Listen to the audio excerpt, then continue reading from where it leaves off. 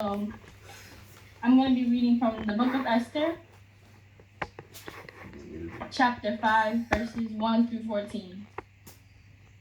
Now it came to pass on the third day that Esther did put on her royal apparel and stood in the inner court of the king's house, over against the king's house, and the king sat upon his royal throne in the royal house. And it was so, when the king saw Esther, the queen, standing in her court, that she obtained favor in his sight. And the king held out to Esther the golden scepter that was in his hand. So Esther drew near and touched the top of the scepter.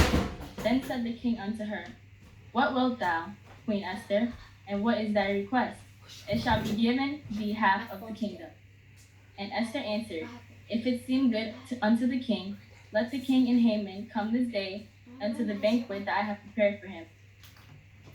Then the king said, Cause Haman to make haste, that he may do as Esther hath said. So the king and Haman came to the banquet that Esther had prepared. And the king said unto Esther at the banquet of wine, What is thy petition? And it shall be granted thee. And what is thy request? Even to half the kingdom it shall be performed. Then answered Esther, and said, My petition and my request is, if I have found favor in the sight of the king, and if it please the king to grant my petition, and to perform my request, let the king and Haman come to the banquet that I shall prepare for them, and I will do tomorrow as the king has said. Then went Haman forth that day, joyful and with a glad heart. But when Haman saw Mordecai in the king's gate, that he stood not up nor moved for him, he was full of indignation against Mordecai. Nevertheless, Haman refrained himself, and when he came home, he sang and called for his friends and Zeresh his wife. And Haman told them of the glory of his riches and the multitude of his children, and all the things wherein the king had promoted him, and how he had advanced him above the princes and the servants of the king. Haman said, moreover, Yea, Esther the queen did let no man come in with the king unto the banquet that she had prepared for myself, and tomorrow am I invited unto her, also with the king. Yet all this availeth me nothing, so long as I see Mordecai the Jew sitting at the king's gate. Then said Zeresh his wife and all of his friends unto him, Let gallows be made of 50 cubits high, and tomorrow speak thou unto the king that Mordecai may be hanged thereon.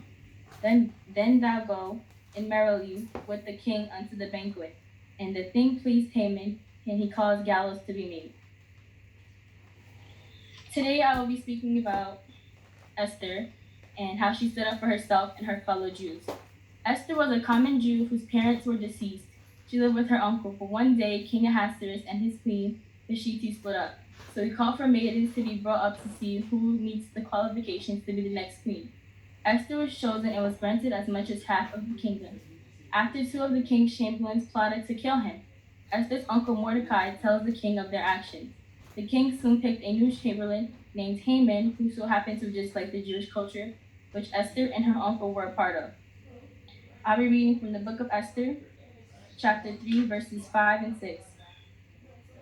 And when Haman saw that Mordecai bowed not, nor did him reverence, then was Haman full of wrath, and he thought scorn to lay hands on Mordecai alone. For they had showed him the people of Mordecai, wherefore Haman started to destroy all Jews that were throughout the whole kingdom of Ahasuerus, even the people of Mordecai. Haman planned to hang Mordecai. Esther heard of this, and as a woman it's worse and dangerous to go up against the king's chamberlain. There was a chance the king wouldn't believe Esther. She was willing to sacrifice her life. This is what she did. I'll be reading from the book of Esther, chapter 4, verses 15 through 17. Then Esther bade them return Mordecai this answer. Go gather all the Jews that are present in Shushan and fast ye for me. Neither eat nor drink 3 days, night or day. I also and my maidens will fast likewise, and so I will go unto the king, which is not according to the law. And if I perish, I perish. So Mordecai went his way and did according to all that Esther had commanded. Esther planned a banquet, and at that banquet, Esther told the king about all of Haman's plans while Haman was present. Haman had the rope ready for Mordecai, The king was furious at Haman and hung him on the rope that was meant for Mordecai. In the end, Mordecai was given all the things Haman thought he was getting. Esther was courageous because she was shy and timid, but she rose up and decided to do something for her people. And the message of this is that women are very underestimated. And as a woman myself, I felt like Esther deserved more recognition. So that's why I chose to speak about Esther today. And I hope this message brought you through something and to think about how women are treated. And yeah. All right.